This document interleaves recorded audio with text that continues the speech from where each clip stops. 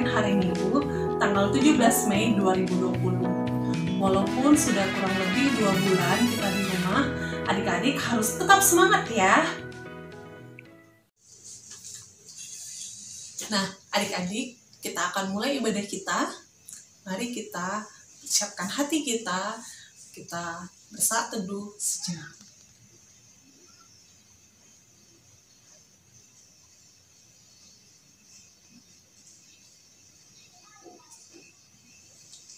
Selesai.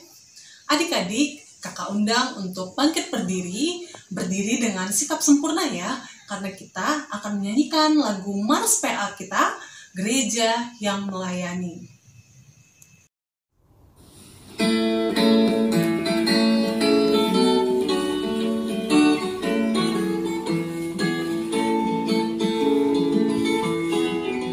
Gereja yang melayani sampai ke pelosok dunia, wujudkan kasih ilahi, menyatakan terang Injil. Terbanglah Tuhan, kami kuncup bertumbuh riang. Oh, betapa rindukan kasih sayang di dalam bimbingan. Tuhan, jadikan kami pekerja yang tekun setia, dan dengan sukacita mau merawat benih, menyirami, dengan semangat mengabdi. Kami satu di pelayanan, bernyanyi dan bercerita untuk kemuliaan Allah. Tuhan beri bijaksana jati diri pelayan kami, agar dalam berkarya Tuhan Yesuslah kawan sejati. Dengan semangat mengabdi, kami satu di pelayanan, bernyanyi dan bercerita untuk kemuliaan Allah. Kakak persilakan untuk duduk kembali. Nah, adik-adik, sebelum kita kembali untuk melanjutkan memuji Tuhan, mari kita bersatu hati, kita berdoa. Tuhan Yesus yang baik, terima kasih hari ini kami boleh bergabung kembali untuk beribadah dalam IMPA online. Tuhan berkati ibadah kami dari awal hingga akhir supaya boleh berjalan dengan baik. Tuhan, kami juga berdoa untuk teman-teman kami yang belum dapat bergabung bersama beribadah pada saat ini. Kiranya Tuhan menolong, Tuhan berkati mereka juga supaya mereka boleh bergabung lagi bersama kami di ibadah minggu depan. Terima kasih Tuhan, ini doa kami, dalam nama Tuhan Yesus kami berdoa. Amin. Kita akan memuji Tuhan, kita agungkan namanya. Mari kita bernyanyi dari Kidung Ceria 349, Semua yang Tercipta.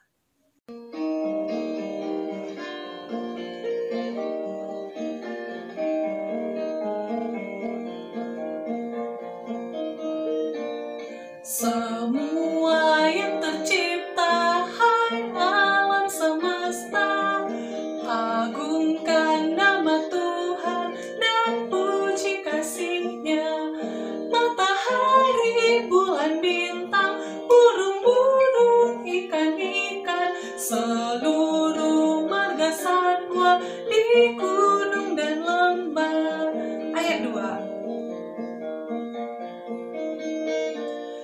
Semua manusia, hai ikutlah serta memuji kasih Tuhan yang agung mulia. Dalam Yesus putranya kita selamat selamanya. Segala sesuatu di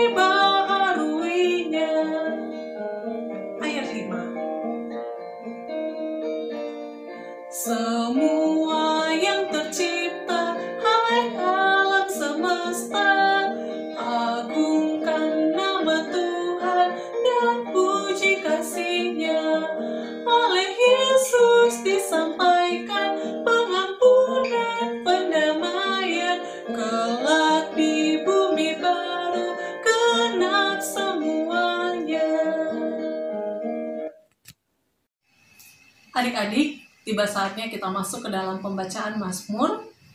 Ayo adik-adik ambil Alkitabnya. Mazmur kita hari ini dari Mazmur 11 ayat 1 sampai 7. Dari Mazmur 11 ayat 1 sampai 7. Nah, pembacaan Mazmur hari ini akan dipimpin oleh teman kita Ripka. Mari adik-adik kita membaca bersama-sama dengan teman kita Ripka. Mazmur 11 ayat 1 sampai 7. Tuhan tempat perlindungan untuk pemimpin biduan dari Daud. Pada Tuhan aku berlindung. Bagaimana kamu berani berkata kepadaku, terbanglah ke gunung seperti burung. Sebab lihat orang fasik menguntur busurnya. Mereka memasang anak panahnya pada tali busur untuk memanah orang yang tulus hati di tempat gelap. Apabila dasar-dasar dihancurkan, apakah yang dapat dibuat oleh orang benar itu? Tuhan ada di dalam bait-Nya yang kudus. Tuhan tatanya di sorga. Matanya mengamat-ngamati. Sorot matanya menguji anak-anak manusia. Tuhan menguji orang benar dan orang fasik, dan Ia membenci orang yang mencintai kekerasan. Ia menghujani orang-orang fasik dengan arang berapi dan belerang. Angin yang menghanguskan, itulah isi piala mereka. Sebab Tuhan adalah adil, dan Ia mengasihi keadilan. Orang yang tulus akan memandang wajah-Nya. Adik-adik, sebentar lagi kita akan mendengarkan firman Tuhan yang disampaikan oleh Kak Cindy. Nah, sebelumnya, mari kita bernyanyi dari Kidung Ceria 160, Tiap Orang Yang Mendengar. Baik, bangkit berdiri ya. Ikuti gerakan.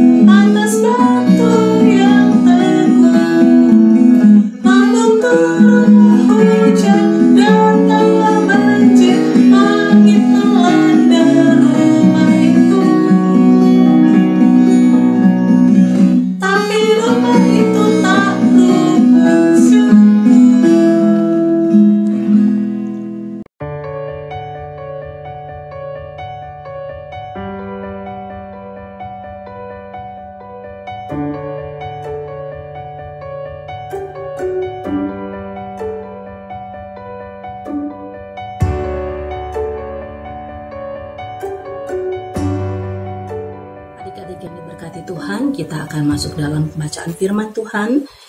Kita ambil Alkitab kita buka dari kitab 1 Korintus pasalnya yang ke-11 ayat ke-17 sampai ke-23. 1 Korintus pasal 11 ayat 17 sampai 23. Sudah dapat? Kalau sudah, kita biarkan Alkitab kita terbuka, kita berdoa minta pimpinan Tuhan. Mari kita berdoa. Tuhan Yesus yang baik, kami bersyukur mendapat kesempatan boleh belajar firman Tuhan. Pimpin kami dengan Roh-Mu yang kudus agar kami dimampukan untuk mengerti apa yang ingin Tuhan katakan kepada kami. Terima kasih Tuhan Yesus. Amin.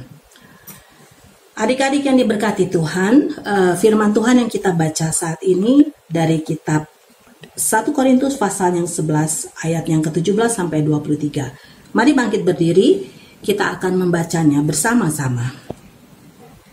Dalam peraturan-peraturan yang berikut, aku tidak dapat memuji kamu, sebab pertemuan-pertemuanmu tidak mendatangkan kebaikan, tetapi mendatangkan keburukan.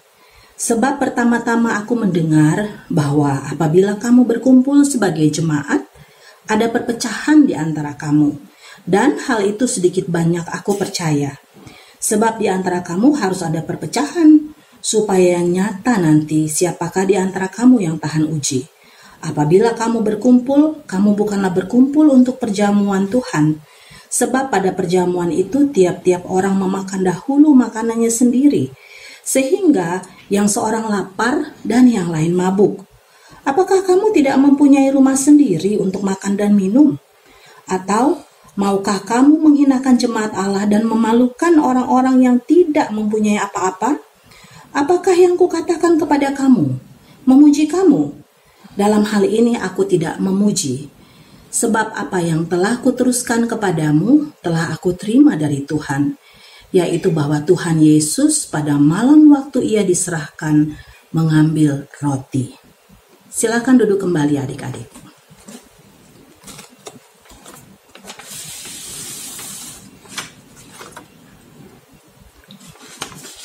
Adik-adik, kitab yang kita baca bernama Kitab Korintus. Kitab Korintus ini adalah nama satu kota. Rasul Paulus menulis surat kepada jemaat di kota Korintus. Ini Rasul Paulusnya ya. Mengapa Rasul Paulus menulis surat kepada jemaat di kota Korintus? Nah, begini ceritanya adik-adik. Kota Korintus itu adalah kota pelabuhan yang ramai dikunjungi oleh banyak orang pada zamannya. Waktu dulu ya, banyak orang yang datang ke sana untuk berdagang, untuk bekerja. Nah, orang ramai sekali di sana. Itu termasuk kota yang cukup besar. Kemudian Rasul Paulus mengabarkan berita keselamatan tentang siapa Tuhan Yesus, apa yang telah Tuhan lakukan bagi kita umat manusia. Tuhan disalib untuk menebus dosa-dosa kita, dan ia bangkit pada hari yang ketiga. Paulus mengabarkan berita sukacita itu bersama dengan teman-teman yang lainnya. Dan akhirnya adik-adik, banyak orang menjadi percaya.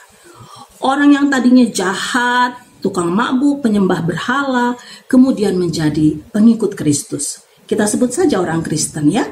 Orang-orang Kristen di kota Korintus itu kemudian sering mengadakan pertemuan-pertemuan.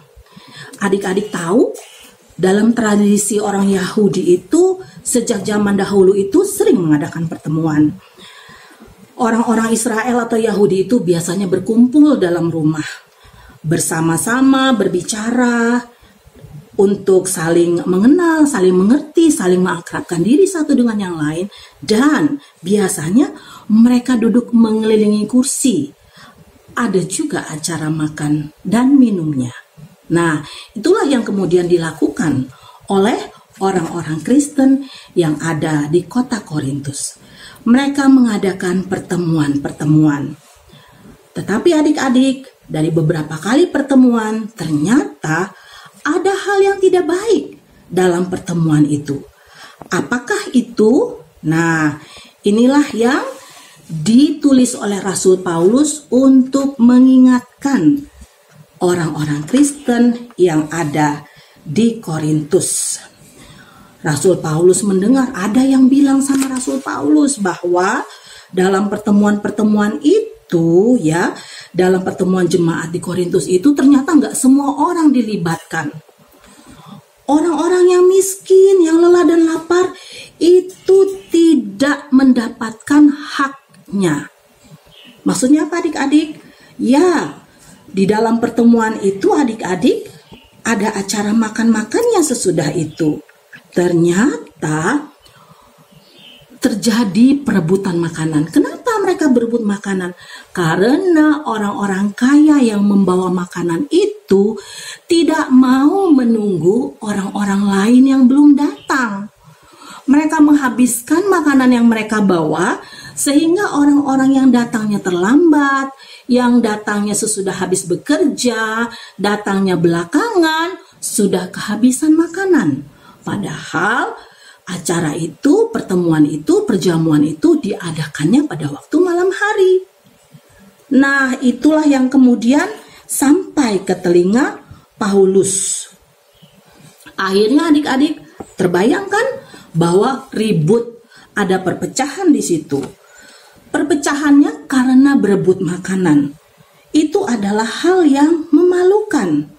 bagaimana seseorang yang katanya mengenal Tuhan Yesus kemudian tidak bisa atau tidak rela menunggu orang lain untuk berbagi makanan, untuk menikmatinya bersama-sama. Bagaimana seseorang yang percaya pada Yesus kemudian hanya memikirkan perutnya sendiri, kepentingannya sendiri. Wah, menyikapi perpecahan yang terjadi, begitu kabarnya sampai ke telinga Paulus, Paulus langsung menulis surat kepada jemaat di Korintus. Paulus menegur mereka dan mengatakan, perjamuan yang dilakukan itu bukan lagi perjamuan Tuhan kalau seperti itu. Ingat adik-adik, perjamuan Tuhan itu adalah perjamuan yang Tuhan Yesus lakukan ketika malam sebelum ia diserahkan. Ya, ketika ada Tuhan Yesus bertemu dengan murid-muridnya dan kemudian mengambil roti dan memecah-mecahkan roti dan membagikan kepada murid-muridnya. Nah, harusnya teladan itu yang ada di dalam pertemuan-pertemuan setiap anak Tuhan. Jadi perjamuan makan yang diadakan di kota Korintus itu bukan lagi pertemuan atau perjamuan untuk mengingat rayakan karya keselamatan Kristus dan meneladani kasih Kristus. Bagaimana mereka mau meneladani kasih Kristus kalau mereka menunggu teman yang belum datang saja tidak mau?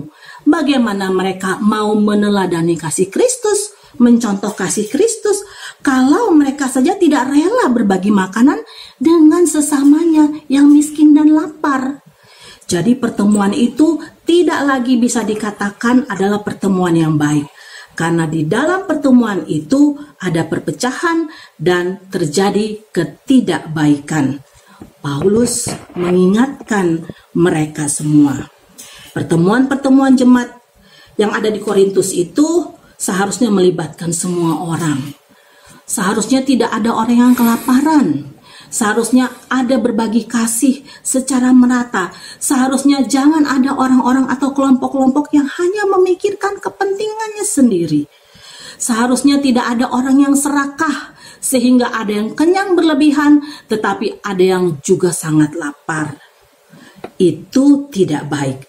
Rasul Paulus kemudian menasehati agar orang kaya itu makan dulu di rumahnya. Sehingga mereka tidak egois dan tidak serakah menyantap seluruh makanan yang harusnya dinikmati bersama-sama.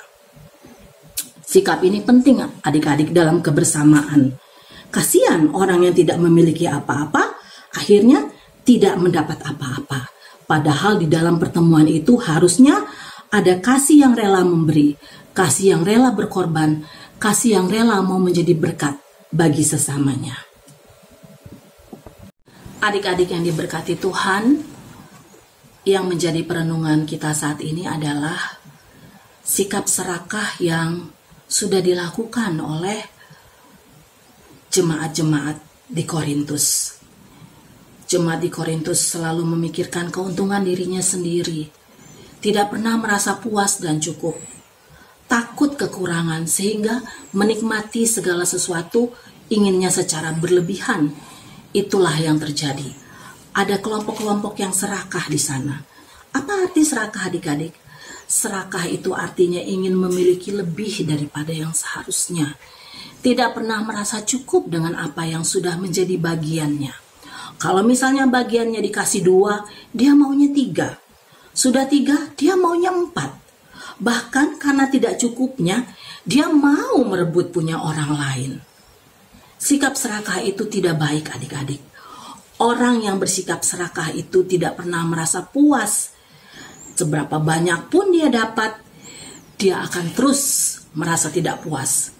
Dia akan terus ngomel. Mungkin kalau di dalam keluarga dikasih sama mama papa sekian, dia ngomel, aduh segini kok cuma sedikit, nggak cukup, seperti itu.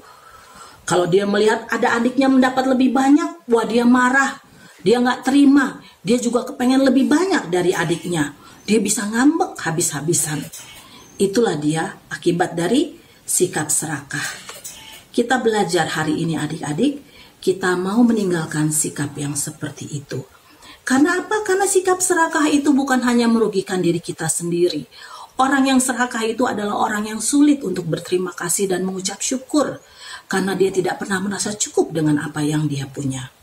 Orang yang serakah itu akan memikirkan keuntungan dirinya sendiri, sehingga dia bisa dijauhi banyak orang. Siapa yang mau berteman dengan orang serakah? Tidak mau berbagi mainan, tidak mau berbagi apapun. Di masa-masa seperti ini adik-adik, di masa-masa kita banyak berkegiatan di rumah, bersekolah di rumah, belajar di rumah, bersama dengan adik kakak, mama papa, mungkin dengan oma opa, dengan opung. Kita belajar untuk menjadi anak yang tidak serakah. Kita belajar untuk meneladani Tuhan Yesus, rela berbagi, rela mengalah, tidak memikirkan kepentingan diri kita sendiri. Contohnya, kita berterima kasih atas apapun yang kita dapatkan. Kita mau berbagi makanan yang kita punya. Kita mau berbagi jadwal menonton TV. Kita mau berbagi jadwal mengerjakan tugas-tugas di rumah. Jangan kita maunya paling banyak waktu santainya. Sementara kalau kerja biar aja abangku, biar aja saudaraku yang lain. Kita harus memikirkan kepentingan orang lain juga. Kita harus memikirkan perasaan orang lain juga. Untuk itulah kita hadir adik-adik. Untuk meneladani karya Kristus. Untuk hadir menjadi berkat. Untuk juga memikirkan kehidupan dalam kebersamaan. Adik-adik, kita mau belajar hari ini untuk menjadi anak yang tidak serakah. Kita mau menikmati apa yang menjadi bagian kita dengan penuh syukur. Kita tidak akan menginginkan lebih dari yang tidak seharusnya kita dapatkan. Tidak susah adik-adik untuk melakukan itu. Kuncinya kita harus mau, kita harus memiliki komitmen untuk tidak serakah, untuk merasa cukup dengan apa yang menjadi bagian kita. Kita berdoa, kita minta Tuhan Yesus membantu kita untuk menjadi anak yang tidak serakah. Tuhan pasti mengabulkan setiap hal baik yang kita minta padanya dalam doa. Tuhan pasti memimpin kita dengan Roh-Nya yang kudus agar kita dapat melakukan hal yang baik dalam kehidupan kita. Dimulai dari rumah kita sendiri. Nah adik-adik, demikianlah firman Tuhan. Sebelum mengakhirinya adik-adik, kita akan membagikan ayat hafalan. Ayat hafalan kita adalah dari kitab Lukas, pasalnya yang ke-6, ayatnya yang ke-36. Yang bunyinya seperti ini, hendaklah kamu murah hati, sama seperti Bapamu adalah murah hati. Murah hati adalah kebalikan dari sifat serakah. Murah hati berarti mengasihi semua orang. Murah hati berarti baik kepada semua orang. Murah hati berarti mau memberi kepada yang membutuhkan. Murah hati berarti rela memberi dengan tulus dan sepenuh hati. Itulah kebalikan dari sifat serakah. Kita mau meninggalkan sifat serakah yang mungkin saja ada dalam hidup kita. Dan kita mau belajar menjadi anak yang murah hati. Tuhan akan membantu kita untuk menjadi anak yang lebih baik lagi. Demikianlah firman Tuhan, kiranya boleh menjadi berkat bagi adik-adik semua. Terpujilah Tuhan. Adik-adik, kita sudah selesai mendengarkan firman Tuhan. Nah, mari kita ingat pesan Kak Cindy tadi, yaitu agar kita mau berkomitmen untuk yang pertama, untuk tidak menjadi anak yang serakah. Yang kedua, untuk kita mau meneladani Tuhan Yesus, untuk rela berbagi dan rela mengalah. Yang ketiga, kita tidak hanya memikirkan kepentingan diri kita sendiri, dan yang paling penting adalah yang keempat, kita harus tetap bersyukur atas setiap berkat yang kita terima dari Tuhan Yesus. Untuk meresponi firman yang sudah kita dengar, mari kita bernyanyi dari Kidung Ceria 267, Siapa yang Berpegang.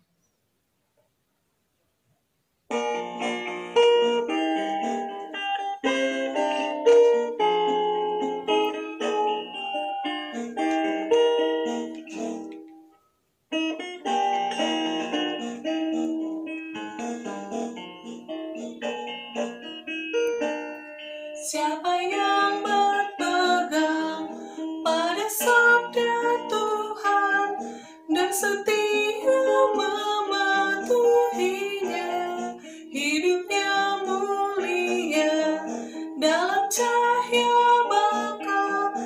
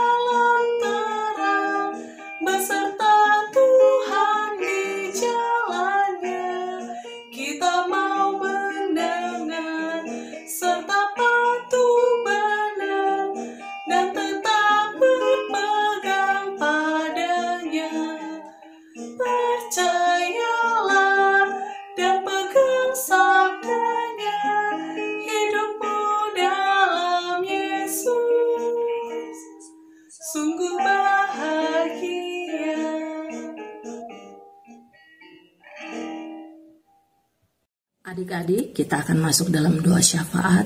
Mari kita berdoa. Tuhan Yesus yang baik, kami bersyukur dan berterima kasih karena ibadah hari Minggu pelayanan anak sudah berjalan dengan lancar dan tertib. Terima kasih untuk ibadah hari Minggu pelayanan anak yang boleh ada di mana-mana saat ini, dilakukan di setiap tempat. Kami boleh memuji Tuhan, kami boleh mendengarkan firman Tuhan.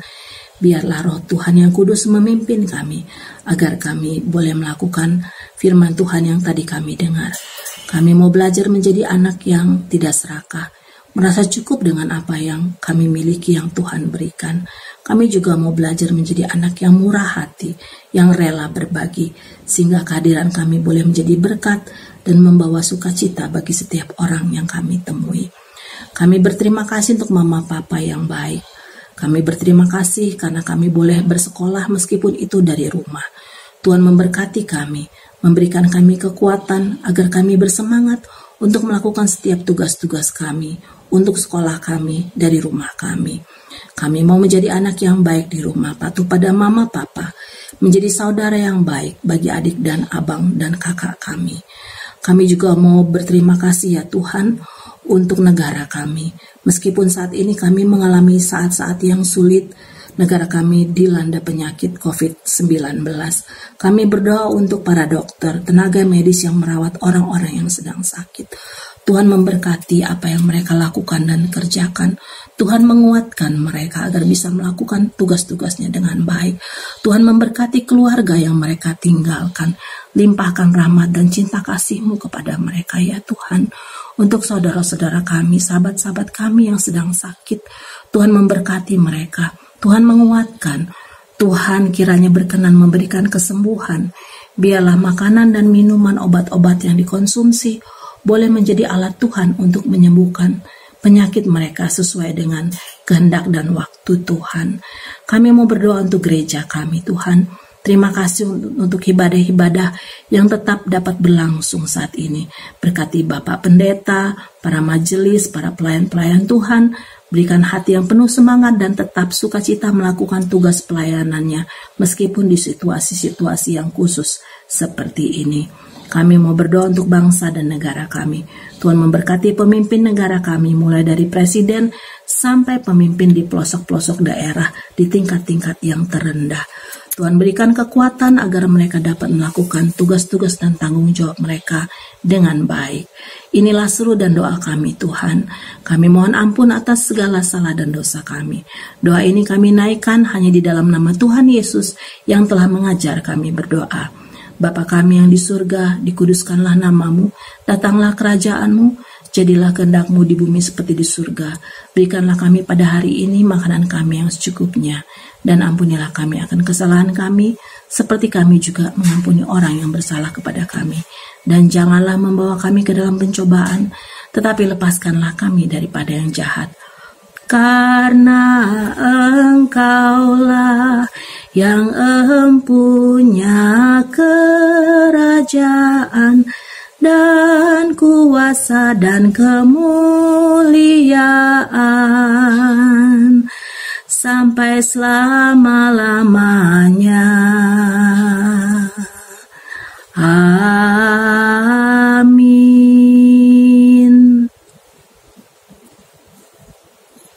Adik-adik, tiba saatnya kita memberikan persembahan yang terbaik untuk Tuhan. Nah, persembahan yang adik-adik berikan boleh dititipkan kepada papa mama untuk dapat diantarkan ke kantor gereja atau dapat disetorkan ke rekening gereja. Untuk mengiringi persembahan kita, mari kita bernyanyi dari Kidung Ceria 355, Aku Bawa dan Berikan.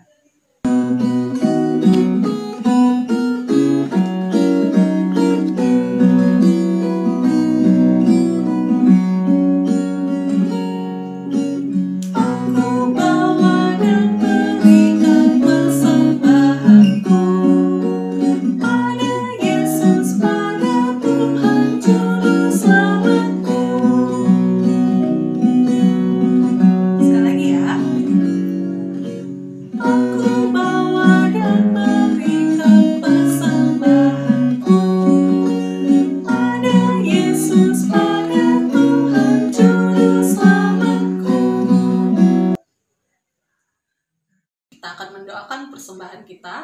yang dipimpin oleh teman kita Tasya. Mari kita berdoa. Tuhan Yesus yang baik, kembali kami bersyukur dan berterima kasih Tuhan karena ibadah hari ini Engkau kembali memberi kami kesempatan untuk memberi persembahan syukur untuk gerejamu ya Bapa. Kiranya persembahan kami ini bisa bermanfaat bagi pertumbuhan gerejamu di tengah-tengah dunia ini. Engkau berkati kami dan persembahan kami. Dalam nama Tuhan Yesus kami berdoa. Amin. Adik-adik, tadi kita sudah memuji-muji Tuhan, kita sudah mendengarkan firman Tuhan. Nah, mari kita bernyanyi satu lagu lagi dari Kidung Ceria 37, Allah Bapa Melindungi.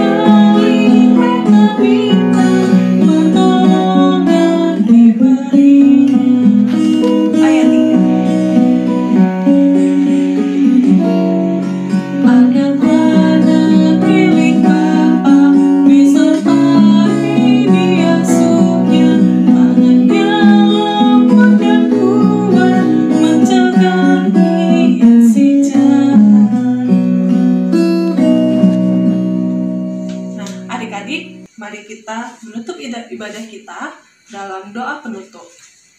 Mari kita bersatu dalam doa. Tuhan Yesus yang baik, terima kasih ibadah kami boleh berjalan dengan baik dari awal, pertengahan, hingga akhir. Tuhan, terima kasih juga kami boleh belajar firman Tuhan untuk menjadi anak yang selalu bersyukur dan mau berbagi. Tuhan Yesus berkati kami di hari-hari kami ke depan, supaya kami boleh menjadi pelaku-pelaku firman dan menjadi berkat bagi orang-orang di sekitar kami, bahkan secara khusus bagi keluarga kami. Terima kasih Tuhan, ampuni kami akan setiap dosa dan kesalahan kami. Ini doa kami Tuhan, dalam nama Tuhan Yesus kami berdoa. Amin. Ibadah kita sudah selesai.